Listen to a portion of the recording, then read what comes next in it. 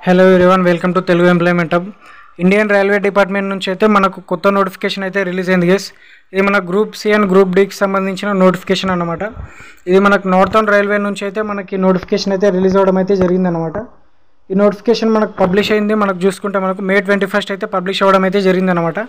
Online application చేసుకోవడానికి date starting అయితే మనకైతే స్టార్టింగ్ డేట్ చూసుకుంటే May 22 నుంచి అయితే మనకైతే స్టార్టింగ్ అయితే అవ్వడం అయితే జరిగిందనమాట. ఆన్లైన్ క్లోజింగ్ డేట్ అప్లై చేసుకోవడానికి మనకు లాస్ట్ డేట్ చూసుకుంటే మనకైతే June 22 వరకు అయితే ఉందన్నమాట. July 22 దీనికి సంబంధించిన ఆన్లైన్ రిటర్న్ ఎగ్జామినేషన్ టెస్ట్ అయితే కండక్ట్ చేయడం అయితే జరుగుతుందన్నమాట. ఇది మన గ్రూప్ 6 సంబంధించిన పోస్ట్ అనమాట. దీంట్లో మన గ్రూప్ పే లెవెల్ 2 కింద మ్యాట్రిక్స్ 7 సిపిసి కింద అయితే మనకైతే శాలరీ అయితే రావడం అయితే జరుగుతుందన్నమాట. వేకెన్సీస్ చూసుకుంటే 5 వేకెన్సీస్ అయితే ఉన్నాయన్నమాట. దీనికి సంబంధించిన ఎడ్యుకేషన్ క్వాలిఫికేషన్ చూసుకుంటే 10+2 అనమాట. ఇంటర్ క్వాలిఫై అయిన ప్రతి ఒక్కరు అయితే అప్లై అయితే చేసుకోవచ్చు అనమాట. 10+2 విత్ 50% మార్క్స్ ఉంటే మీరైతే అప్లై అయితే చేసుకోవచ్చు అనమాట. అలాగే టెక్నికల్ పోస్టులు అయితే 10th తర్వాత SSCL ITI ఎవరైతే కంప్లీట్ చేస్తారో వాళ్ళు కూడా అప్లై అయితే చేసుకోవచ్చు అనమాట. SCVT SSCLకి సంబంధించిన సర్టిఫికేట్, అప్రెంటిస్షిప్ సర్టిఫికేట్ ఏదైతే ఉంటుందో అది ఉంటే మీరైతే డెఫినెట్గా అయితే మీరైతే అప్లై అయితే చేసుకోవచ్చు అనమాట. దీనికి సంబంధించి అయితే నెక్స్ట్ మన గ్రూప్ డికి సంబంధించిన పోస్ట్ అనమాట. దీంట్లో మనకి పే లెవెల్ 1 కింద మ్యాట్రిక్స్ 7 సిపిసి కింద అయితే శాలరీ అయితే ఇవ్వడం అయితే జరుగుతుంది. దీంట్లో మనకి 18 వేకెన్సీస్ అయితే ఉన్నాయన్నమాట. డిపార్ట్మెంట్ వైజ్ అయితే పోస్టులు అయితే ఉన్నాయన్నమాట. సివిల్ ఇంజనీరింగ్, మెకానికల్, ఎలక్ట్రికల్ అలాగే ఇతర డిపార్ట్మెంట్కి సంబంధించిన వేకెన్సీస్ అయితే ఉన్నాయన్నమాట. దీనిలో సివిల్ ఇంజనీరింగ్, మెకానికల్, ఎలక్ట్రికల్కి సంబంధించిన అప్లై చేసుకోవాలనుకో 10+2 ప్లస్ 10th తర్వాత national apprenticeship certificate NAC guaranteed by NCVT or 10+ ITI ఎవరైతే కంప్లీట్ చేస్తారో వాళ్ళైతే అప్లై అయితే చేసుకోవచ్చు అనమాట. ఇంతకుముందు ఎవరైతే రైల్వే డిపార్ట్మెంట్ అప్రెంటిస్షిప్ ఎవరైతే కంప్లీట్ చేసారో వాళ్ళైతే అప్లై అయితే చేసుకోవచ్చు అనమాట. అలాగే 10th తర్వాత ITI ఎవరైతే కంప్లీట్ చేసి ఉంటారో 10th లేదా ITI అలాగే దానికి సంబంధించిన నేషనల్ అప్రెంటిస్షిప్ సర్టిఫికేట్ ఎవరికైతే ఉంటుందో అది NCVT నుంచి గ్యారెంటీ చేసిన సర్టిఫికేట్ ఏదైతే ఉంటుందో అది ఉన్న ప్రతి ఒక్కరైతే అప్లై అయితే చేసుకోవచ్చు అనమాట. ఈ జాబ్కి సంబంధించిన ఏజ్ లిమిట్ చూసుకుంటే మనకు 18 నుంచి 30 ఇయర్స్ వరకు అయితే ఏజ్ లిమిట్ అయితే ఉందన్నమాట. ఫస్ట్ మన గ్రూప్ 6 సంబంధించింది అయితే చూసుకుంటే ఏజ్ రిడక్షన్ కూడా ప్రొవైడ్ చేయడం అయితే జరిగిందనమాట కేటగిరీ వైజ్ అయితే.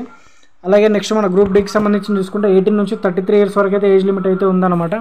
దీనికి కూడా మనకైతే ఏజ్ రిలాక్సేషన్ అయితే ప్రొవైడ్ చేయడం అయితే జరిగింది. దీనికి సంబంధించిన ఏజ్ లిమిట్ చూసుకుంటే మనకు SC/ST క్యాండిడేట్స్ ఎవరైతే ఉంటారో వాళ్ళకైతే 5 ఇయర్స్ అయితే ఉందన్నమాట. OCB non criminal layer candidates ఎవరైతే ఉంటారో వాళ్ళకి 3 ఇయర్స్ అయితే ఉందన్నమాట. ఎక్స్-సర్వీస్ మెన్ వాళ్ళకు 3 ఇయర్స్ అయితే ప్రొవైడ్ చేయడం అయితే జరిగింది. PWD పర్సన్ విత్ డిజబిలిటీస్ ఎవరైతే క్యాండిడేట్స్ ఎవరైతే ఉంటారో వాళ్ళకి జనరల్ వాళ్ళకి 10 years, OBC non criminal layer వాళ్ళకి 13 ఇయర్స్, అలాగే SC/ST వాళ్ళకైతే 15 ఇయర్స్ అయితే ఉందన్నమాట. జాబ్కి సంబంధించిన ఎగ్జామినేషన్ ఫీ చూసుకుంటే మనకైతే 500 రూపీస్ అయితే ఉందన్నమాట జనరల్ OBC వాళ్ళకైతే. SC/ST women and minority economical backward classes ఎవరైతే EWS వాళ్ళు ఎవరైతే ఉంటారో వాళ్ళకి 250 రూపీస్ అయితే ఉందన్నమాట. EWS వాళ్ళు ఎకనామిక్ బ్యాక్వర్డ్ క్లాసెస్ ఎవరైతే ఉంటారో వాళ్ళు పర్ యానం 50,000 కన్నా ఎవరైతే ఇన్కమ్ తక్కువ ఉంటుందో వాళ్ళకైతే ఇదైతే అప్లికేబుల్ అయితే అవుతుందన్నమాట. దీనికి సంబంధించిన సెలక్షన్ ప్రాసెస్ చూసుకుంటే మనకు రిటన్ టెస్ట్ అయితే ఉంటుందన్నమాట. 40 ఆబ్జెక్టివ్ టైప్ క్వశ్చన్స్ అయితే ఉంటాయన్నమాట. అలాగే 1 essay అయితే ఉంటుందన్నమాట. ఈ 40 మార్క్స్ ప్లస్ 20 మార్క్స్ అనమాట. టోటల్ మనకు 60 మార్క్స్ అయితే ఉంటుందన్నమాట. అలాగే మీరైతే ఎవరైతే ఇండియన్ రైల్వే నుంచి ఎవరైతే ఈవెంట్స్ లేదా సర్టిఫికేట్స్ ఎవరైతే ఉంటారో దానికి కూడా సర్టిఫికేట్ మార్క్స్ కూడా ఇక్కడ ప్రొవైడ్ చేయడం అయితే జరిగిందనమాట. ఇక్కడ మీరు చూసుకోవచ్చు సర్టిఫికేట్ వైజ్ అయితే వీళ్ళైతే మార్క్స్ అయితే ఇవ్వడం అయితే జరిగింది. దీనికి సంబంధించి మనకైతే ఎవరైతే సెలెక్ట్ అయిన క్యాండిడేట్ ఎవరైతే ఉంటారో అండర్ ట్రైనింగ్ అయితే ఉంటుందన్నమాట. ఫస్ట్ మనకైతే ట్రైనింగ్ తర్వాత మనకైతే ప్లేస్మెంట్ అయితే పోస్టింగ్ అయితే ఇవ్వడం అయితే జరుగుతుందన్నమాట. జాబ్కి సంబంధించిన అప్లికేషన్ తీసుకోవాలనుకుంటే ఆన్లైన్ నుంచి అయితే తీసుకోవాలన్నమాట. ఈ నోటిఫికేషన్ సంబంధించిన డాక్యుమెంట్ లింక్ అలాగే అప్లై లింక్ ఏదైతే ఉంటుందో నేను కామెంట్ బాక్స్లో అయితే పిన్ చేస్తాను. కొంచెం మీరైతే అప్లై అయితే చేసుకోండి. ఈ దానికి సంబంధించిన అప్లికేషన్ చేసుకోవడానికి ఫస్ట్ అయితే మనం రిజిస్ట్రేషన్ అయితే అవ్వాలి. రిజిస్ట్రేషన్ ఫామ్ ఫిల్ చేసిన తర్వాత అప్లికేషన్ ఫామ్ అయితే ఫిల్ చేయాల్సి అయితే ఉంటుందన్నమాట. తర్వాత పార్ట్ 3లో మనమైతే పేమెంట్ అయితే ఇచ్చేసిన తర్వాత డాక్యుమెంట్స్ అలాగే థంబ్ ఇంప్రెషన్ ఏదైతే ఉంటుందో అవైతే డాక్యుమెంట్స్ అయితే అప్లోడ్ అయితే చేయాలన్నమాట. తర్వాత మనకు పేమెంట్ డీటెయిల్స్ అయితే ప్రింట్అవుట్ అయితే తీసేసుకోవాలి. అప్లికేషన్ డీటెయిల్స్ మనం ఒకసారి చెక్ చేసుకొని టోటల్గా మనకైతే సబ్మిట్ అయితే చేయాల్సి అయితే ఉంటుందన్నమాట. సబ్మిట్ చేసిన తర్వాత మీరైతే ప్రింట్అవుట్ లేదా స్క్రీన్ షాట్ అయితే తీసుకోండి.